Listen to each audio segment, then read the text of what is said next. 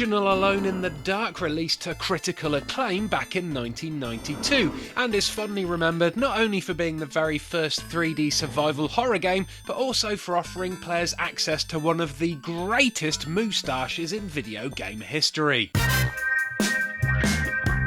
Sorry Mario, you just can't compete with Edward Carnby's handsome handlebar. Oh, no. Or you, guy from the Order. No.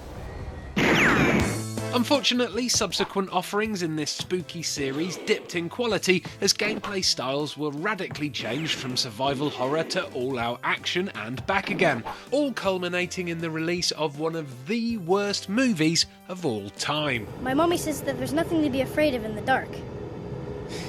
Your mother's wrong, kid. Being afraid of the dark is what keeps most of us alive. Oh, and who could forget the 2008 reboot that many people believed to be a franchise killer, although I think they probably just saw that the moustache got cut. In the end though, the naysayers couldn't have been more wrong, because 6 years later, Atari announced this, the 6th game in the series, Alone in the Dark Illumination. Ever the lover of survival horror, I tried out the recent PC beta in a bid to find out if it really is worth another reboot of Alone in the Dark, or if it's time to admit that the Carnival of Carnby is doomed to failure. First up, let's quickly address a couple of elephants in the room. Firstly, the fact that a strictly solo experience has now been reworked into an online 4-player cooperative multiplayer game. This is less alone in the dark and more hanging out with some friends in the dark.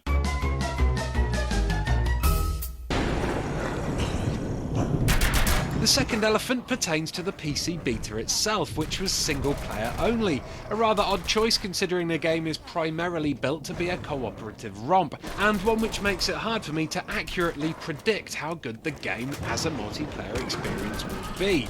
But I'll try. I mean, basically it'll probably play exactly like it plays in single player, but hopefully a lot less dumb. So anyway, to business. I bet you're all wondering how this brand new focus on competitive multiplayer has affected the gameplay. Well, for a start, those expecting a slow-burning, creepy tension fest are in for some disappointment.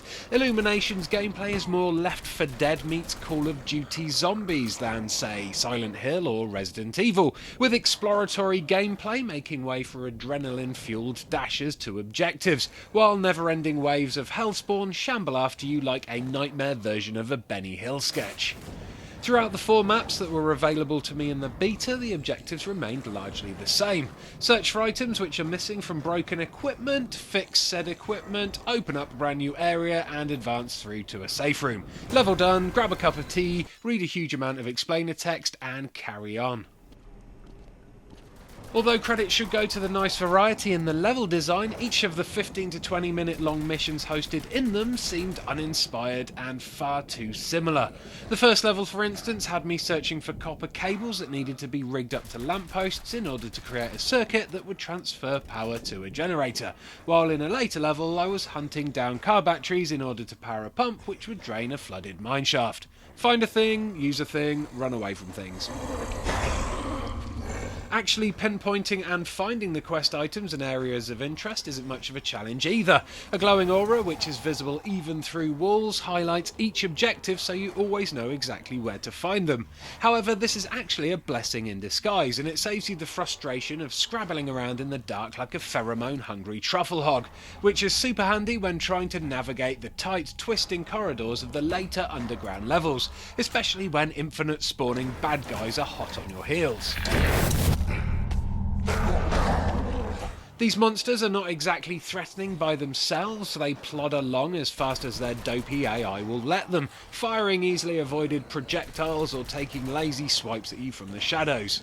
Left unchecked, however, and you can easily become overwhelmed by their large numbers. In general though, most can be outrun easily, and combat feels like a necessary chore rather than a main event. Similar in essence to Alan Wake's ghouls, the monsters in Illumination are nigh on invincible in the darkness, but under a direct light source their skin will start to crackle and split, making them vulnerable and open to a good shoeing.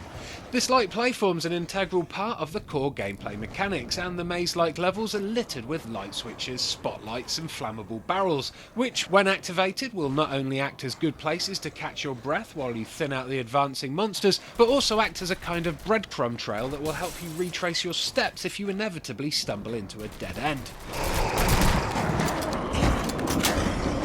So far, so mediocre, but would I feel the same way if I'd experienced Illumination as it was intended, in full-on co-op mode? Well, out of the 4 characters on offer in the full game, only one was available to me in the beta, the Hunter, an assault rifle-wielding descendant of Edward Carnby, and probably the blandest member of the team. Think Illumination's George Harrison. Other player characters, like the Witch, can use magic to defeat the enemies. Her primary abilities include lightning strike and creature control, and these imaginative arsenals should inject some much needed variety into the monotonous combat. I imagine the main thrills of the game, though, will be earned by playing on the higher difficulty settings, with a bunch of close friends providing cover fire for each other as they leg it from light to light, from objective to goal. In an ideal world, this would create the kind of panic-driven teamwork that makes a round of COD Zombies so intense, or a fight against a tank in Left 4 Dead so breathlessly exciting. In the case of Alone in the Dark Illumination, though, first impressions are pointing me more towards a lacklustre experience similar to that of Capcom's franchise-shaming Resident Evil Operation Raccoon City. So, Alone in the Dark then, is it really worth a reboot? Well, sure, why not? I just don't think it's worth this reboot. I'm struggling to work out who this game is actually aimed at. It's almost certainly not aimed at fans of the previous games, although the title would suggest otherwise. As a reboot, the radical change in genre is bound to upset the hardcore, if there are any of those left, while as a standalone game it's so far proven to be overwhelmingly average. Here's hoping Atari release a second multiplayer beta closer to release. A hands-on with the game in full-on co-op mode may change the dynamics completely and swing my opinions to the positive, but right now I'm predicting that come day of sale, Alone in the Dark Illumination will be left all alone on the store shelves. Thanks for watching. If you enjoyed this video, don't forget to leave a like and subscribe for more previews, exclusive developer interviews, interactive live streams and much more here on Eurogamer. Goodbye!